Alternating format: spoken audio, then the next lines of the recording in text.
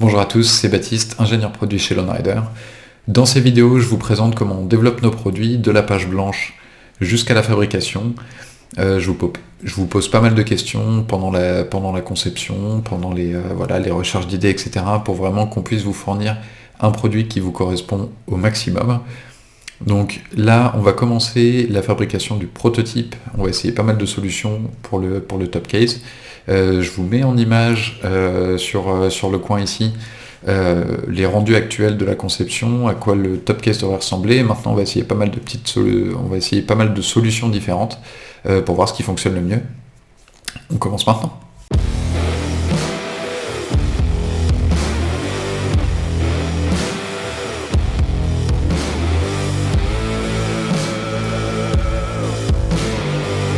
Alors je vous ai montré il y a quelques semaines l'avancement du top case, où est-ce qu'on en était. Donc on a le fonctionnel qui lui est globalement prêt. Donc maintenant, c'est-à-dire vraiment toute la conception globale, on sait à peu près où est-ce qu'on veut aller. Maintenant on a le choix entre différentes solutions pour les charnières, pour le système de verrou, etc., etc. Donc là ce qu'on va faire, c'est que maintenant on va commencer à faire des prototypes. Donc là l'idée c'est de faire des prototypes le plus rapidement possible pour essayer différentes solutions, voir comment ça se passe, voir la conception, comment elle est faite, si on a des erreurs, s'il y a des petits problèmes, etc. Donc là ce qu'on va commencer par faire, on va commencer par travailler au niveau du système de verrou. Donc j'ai lancé ça en impression 3D, on va regarder un petit peu, on va regarder l'impression, on va ensuite faire l'assemblage, et ensuite on va aborder la partie supérieure du top case, donc toute la partie poignée et les coins du top case. On a différents designs qui sont en cours, donc voilà, on a imprimé ça, on va regarder ce que ça donne et voir un petit peu vous ce que vous préférez.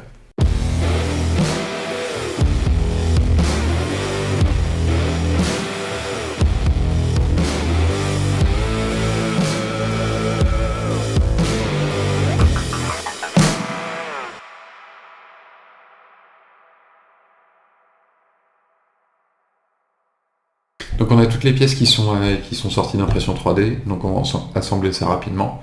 Comme ça on va voir après comment ça marche. Donc là on a déjà le système de verrou qui va venir nous bloquer le top case en place. Donc là on a un système, comme je vous avais montré précédemment, qui est séparé, donc on va voir un petit peu comment ça fonctionne et si ça fonctionne comme on le veut en termes de solidité. L'avantage c'est qu'ici on est sur de l'impression 3D, donc c'est plus fragile que les matériaux finaux, où on sera sur des pièces qui sont injectées en plastique, et ces pièces-là par exemple qui seront plaques d'alu usinées directement. Donc on a ce système de loquet là, donc on vient mettre notre plaque de verrou, qui va venir comme ça.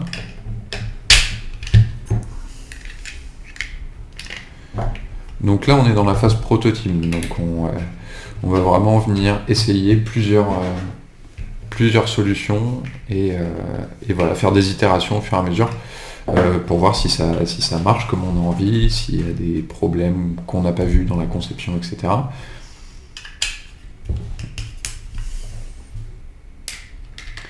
On vient mettre la plaque supérieure.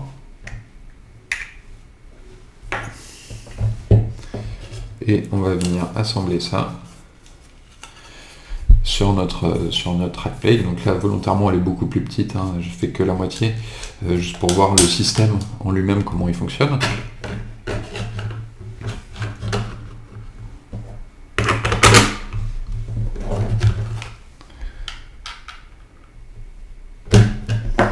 Et voilà, et donc là on vient le faire en place.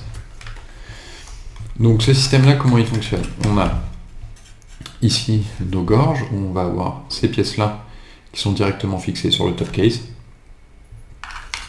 Donc quand on va venir insérer le top case, on va venir le mettre en position dans les trous. On vient le tirer pour le mettre en place. Voilà, comme ça on le bloque avec ce trou blond là pour qu'il ne tourne pas à gauche à droite. Donc il y aura quatre points de fixation. Et donc ensuite, on vient le verrouiller en place. Et ici, on a donc notre plaque en aluminium qui vient verrouiller complètement le système et l'empêcher de sortir. Donc là, on a un système qui est purement mécanique, avec très peu de composants, très peu de zones de défaillance possibles.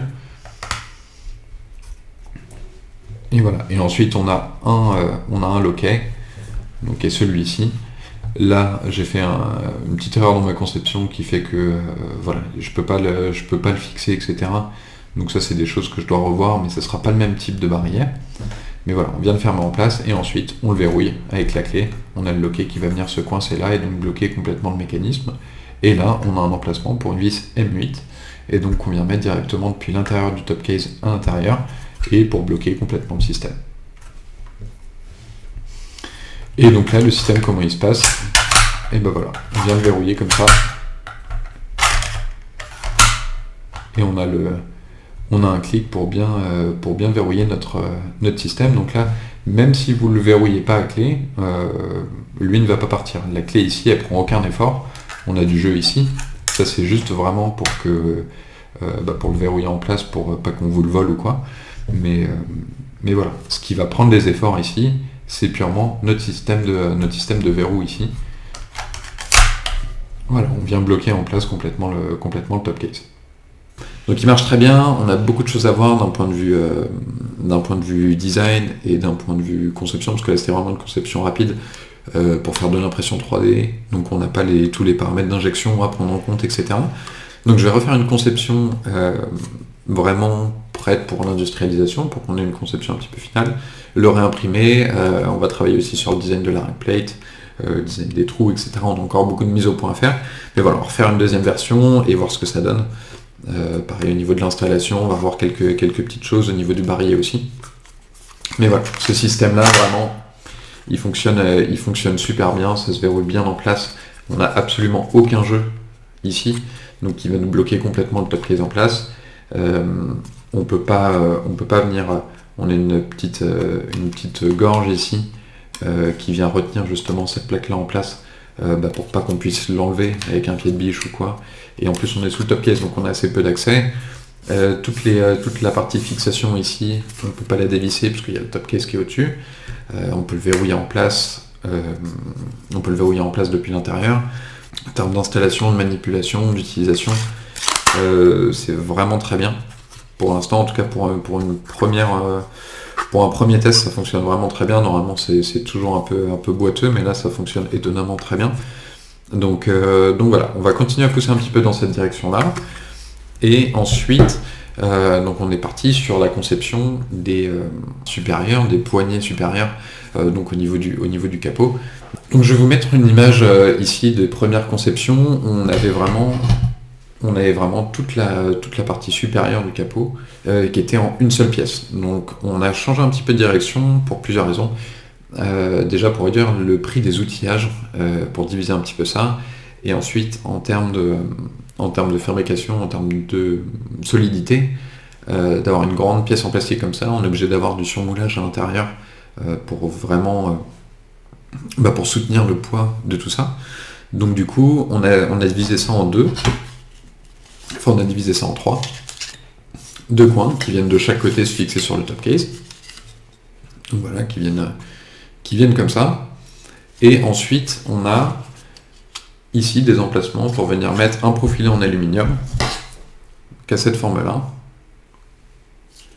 Et qui, lui, vraiment va venir prendre les efforts si vous sanglez quelque chose sur ces poignées-là, quand vous portez le top case. Et ça nous évite d'avoir du surmoulage. Donc voilà. Alors ensuite, on a deux versions pour les coins supérieurs. Donc là, on a une grande surface plane et un assez gros crochet. Voilà. Quand à première vue, c'est quand même assez massif, un petit peu trop massif. Donc on a fait une deuxième itération, donc avec un design un peu plus affiné. Et donc là, on a une légère forme ici. Pour alléger un petit peu en termes de design. Fonctionnellement, elle n'a pas de fonction cette forme-là, mais voilà, c'est pour éviter d'avoir quelque chose de trop massif. Donc là, on est dans la phase où on essaie d'affiner le design au maximum pour se rapprocher le plus possible du produit final. On teste pareil différents designs pour avoir une cohérence dans tout le produit. Et ensuite, on va venir insérer le profilet en aluminium ici. Pareil de l'autre côté, et donc ça nous donne ça. Donc la nouvelle version et l'ancienne. L'avantage avec l'impression 3D, c'est que ça nous permet de tester très très rapidement différentes solutions, différents designs, d'avoir des rendus là avec cette imprimante là qui sont vraiment très très beaux et du coup de se rendre compte vraiment du produit final à quoi il ressemblera. Donc voilà, là on va continuer cette phase là, on va continuer à faire des prototypes, on va continuer à faire des itérations vraiment pour savoir dans quelle direction on part et voilà, affiner le produit complet avant de lancer l'industrialisation, lancer les tests, etc. Et on fait en parallèle de ça le design vraiment du produit, où là on va affiner chaque détail, chaque chanfrein, chaque arrondi. Vraiment là on est dans le détail, donc ça prend énormément de temps, mais pour avoir un produit vraiment qui est cohérent à la fin en termes de design et de fonctionnalité. Donc on fera sûrement une vidéo, peut-être la semaine prochaine ou dans 2 semaines, sur ce sujet-là. J'espère que ça vous a plu. On se dit à très bientôt pour plus de prototypes, plus de design, et voilà, plus de développement produit. À très bientôt.